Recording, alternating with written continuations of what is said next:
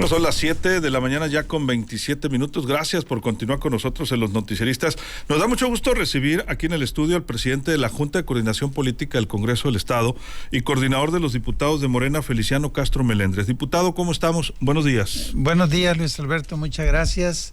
Me da mucho gusto saludarte, igualmente a tu audiencia. Gracias por acompañarnos. Pues tuvieron casa llena, ¿no? Ayer en el Congreso del Estado con este análisis, este diálogo sobre la reforma judicial federal, que por cierto Sinaloa fue pues el último escalón, ¿no? Para que ya pase esto a seguimiento legislativo.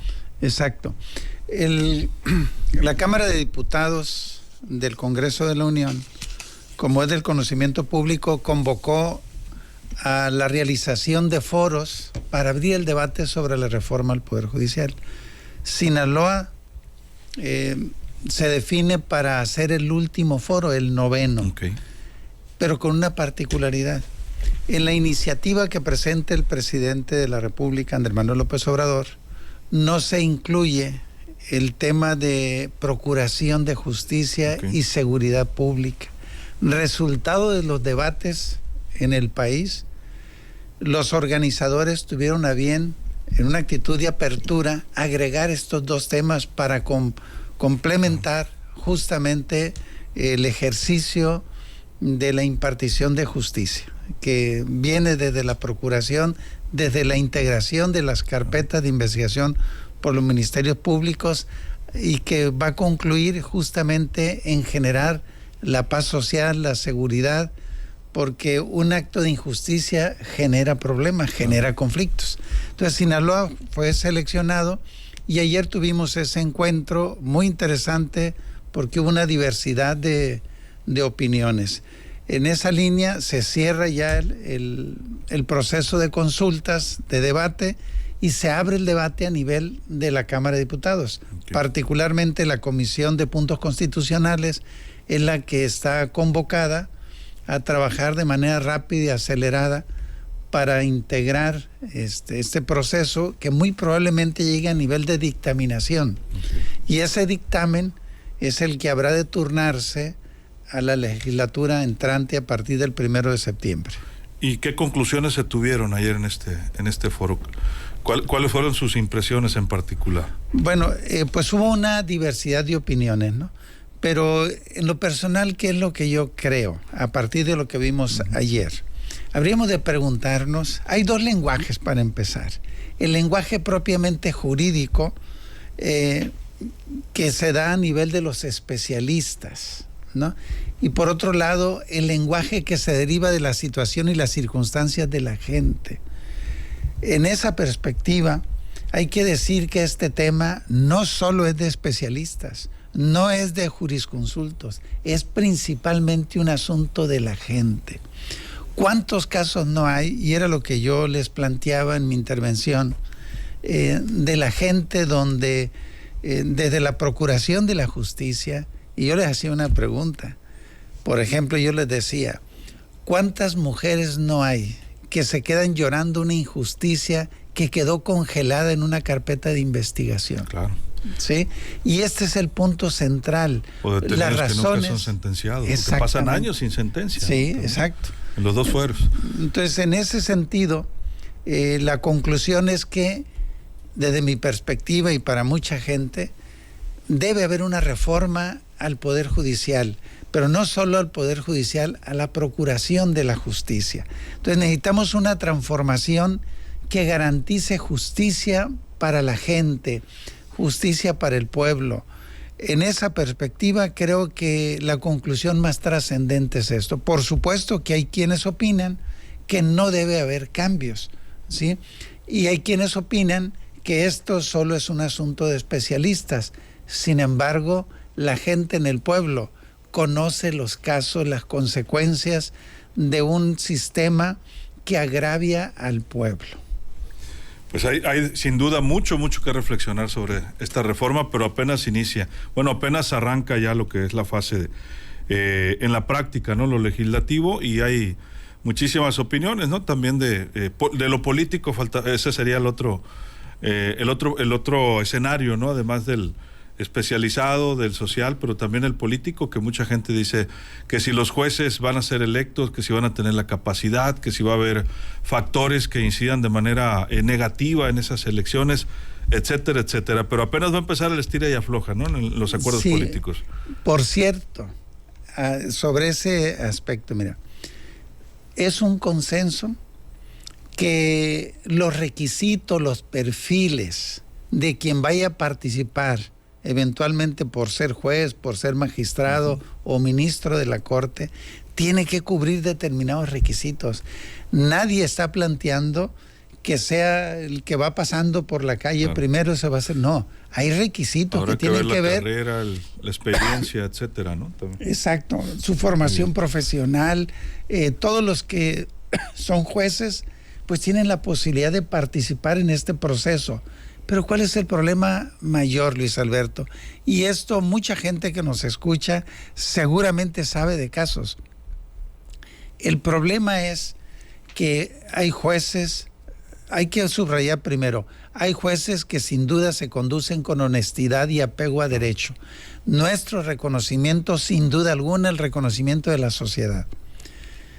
Pero hay muchos casos donde vamos a encontrar que hay situaciones de injusticia porque quienes deciden lo resuelven en un espacio ajeno a la gente.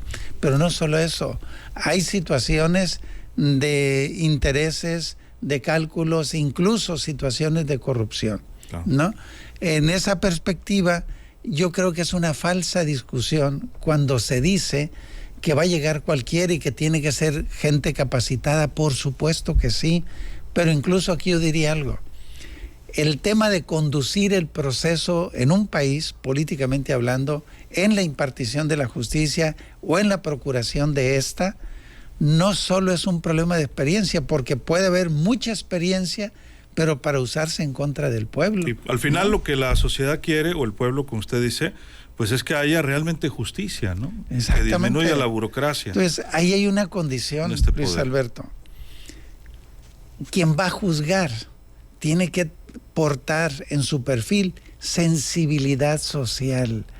La justicia no puede ser ciega como se le simboliza, que tiene los ojos cubiertos. No, tiene que estar abiertos a partir del derecho, a partir de la Constitución. Tiene que estar abierto para emitir un juicio que propicie la justicia. Este es el punto. Hay 1000 ejemplos. Yo ponía un caso.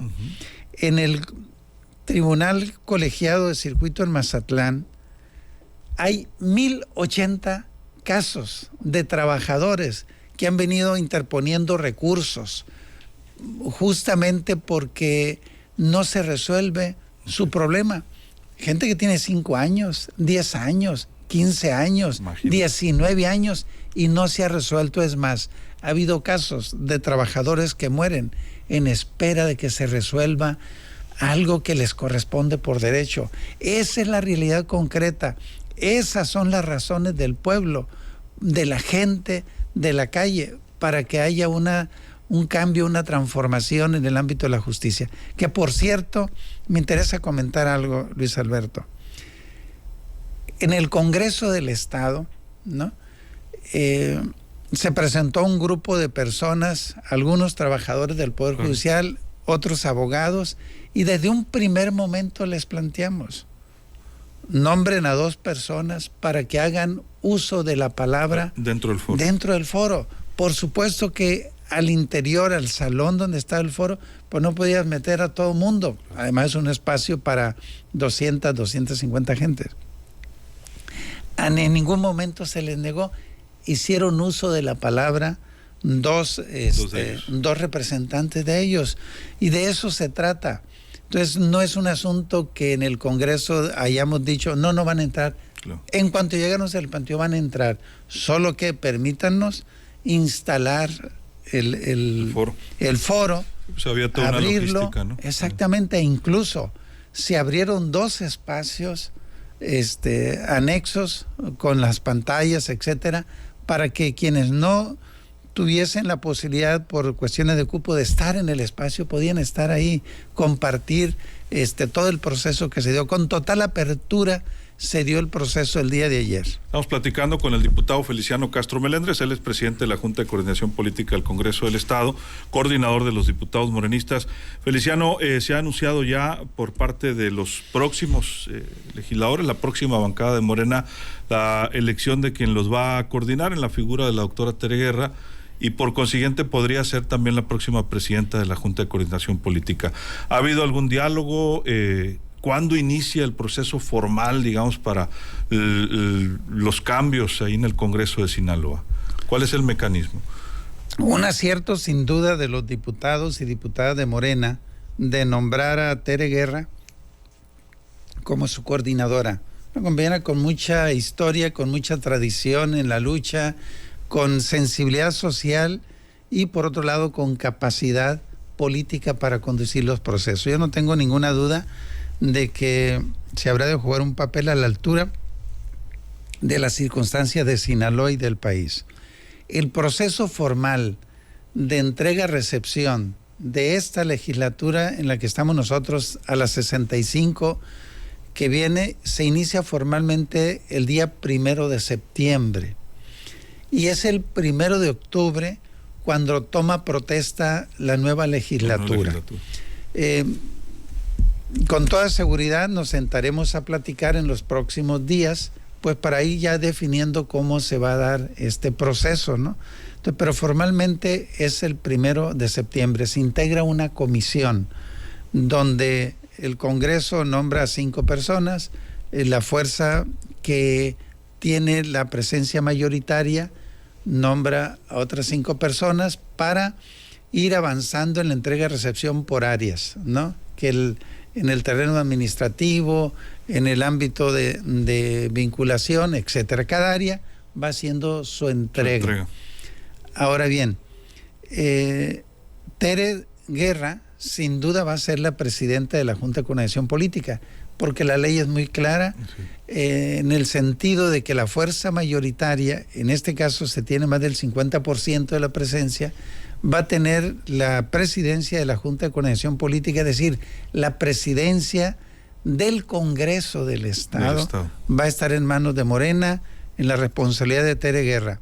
Ella va a pasar automáticamente, por supuesto que debe formalizarse, ¿no?, a ocupar la presidencia de la Junta de Coordinación Política.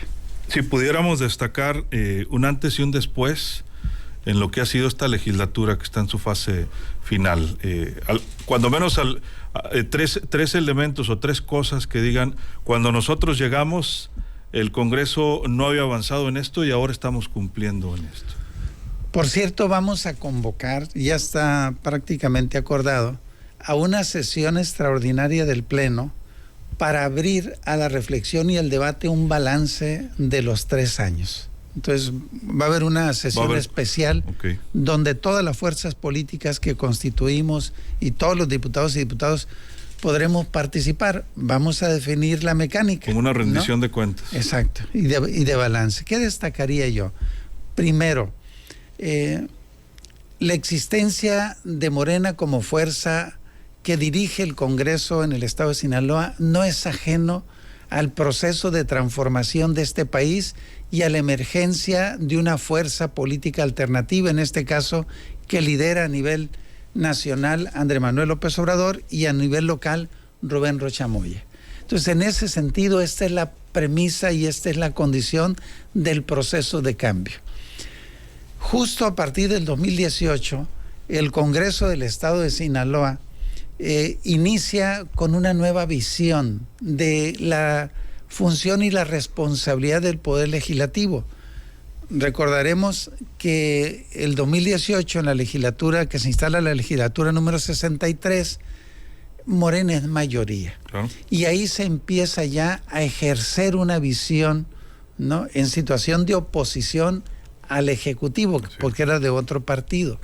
Entonces, en ese sentido yo destaco, nosotros lo que hicimos fue retomar para darle seguimiento a los conceptos y visiones políticas con las que Morena se había colocado en esa ruta.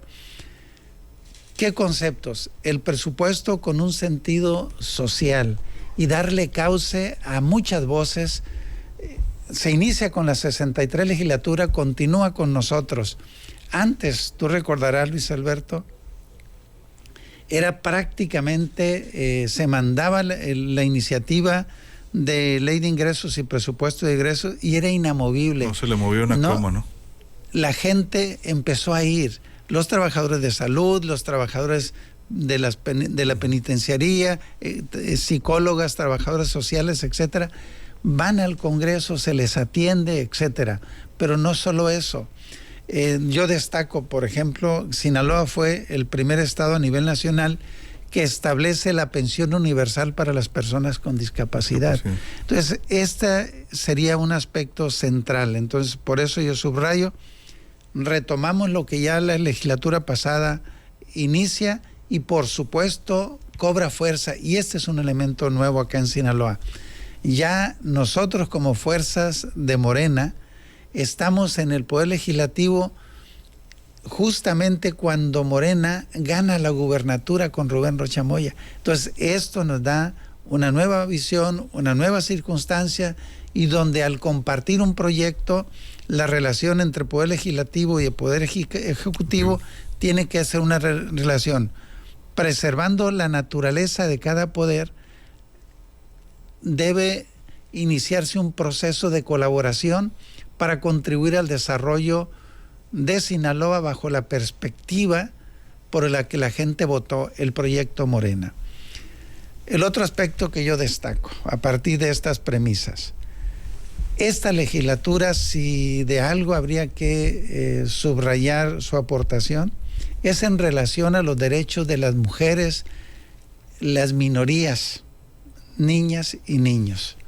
Se hicieron 27 reformas a distintas leyes justo para viabilizar la mujer como sujeto de derechos.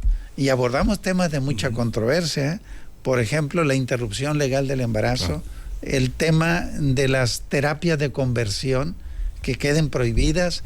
En ese sentido, yo destaco este aspecto. Y el tercer aspecto que destaco es justamente la vida interna del Congreso, ¿no? De acuerdo a la reglamentación interna, existe el voto ponderado, donde la Junta de Coordinación Política, que es el gobierno del Congreso propiamente, la fuerza mayoritaria, en este caso Morena, tiene el voto mayoritario, o sea, solo basta el voto de Morena para determinar por dónde vamos. Sin embargo, yo debo decirte, Luis Alberto, que en esencia, en la Junta de Coordinación Política construimos los acuerdos como condición para el desarrollo del trabajo en la al interior del Congreso con respecto a distintos aspectos. Uno de ellos, el tema de la Universidad Autónoma de Sinaloa, de mucha controversia, de diferencias importantes con el grupo parlamentario del PAS. No obstante, la vida interna, con todas esas diferencias, se rige en esencia por la promoción del acuerdo a partir del debate. Por supuesto que hay diferencias y esto es parte de la normalidad en un parlamento. Yo destacaría esas tres cosas. Pues muchas gracias, Feliciano. Y en el tema en particular del futurismo político, ¿se visualiza en alguna otra posibilidad? Feliciano Castro, ¿ha recibido hasta este momento algún llamado? Yo le decía por ahí a un alcalde que está por salir si estaba listo para integrarse a otro roster. ¿Es el caso? Digo, hay mucha especulación de que pudiera ser o no invitado al gabinete de Rubén Rocha Moya. ¿Cómo se siente en ese sentido, en este momento político? Mi convicción está muy clara, Luis Alberto, de pertenencia a la fuerza política que representa Morena desde la perspectiva de izquierda. Entonces yo no tengo ninguna duda de que mi militancia política se va a mantener. Y yo les he dicho, mi espacio es, por decir figuradamente, la calle. Entonces voy a seguir en la militancia de Morena. La posibilidad de que yo asuma alguna responsabilidad, pues evidentemente corresponde a la definición que el señor gobernador adopte en un momento dado. Es su atribución, Así lo establece la Constitución, se reglamenta en la ley que refiere a la administración pública. Entonces, hasta ahorita yo voy a cumplir con mi responsabilidad como diputado. No hay ningún planteamiento. O sea, por supuesto que tenemos una responsabilidad y lo que podamos contribuir, vamos a contribuir. No. Pero no es pues algo que ahorita ya esté definido. Ahorita vamos a cumplir un mes y fracción que nos queda. Ahí vamos a estar. No hay ninguna definición, no hay ningún planteamiento en concreto. De cualquier manera, listo el saco y la corbata por cualquier cosa. No uso saco y corbata generalmente yo. Muchas gracias, Feliciano. Gracias por acompañarnos. Bueno, es el presidente de la Junta de Coordinación Política del Congreso de Sinaloa, coordinador de los diputados morenistas, Feliciano Castro Meléndez. Vamos a una pausa, regresamos.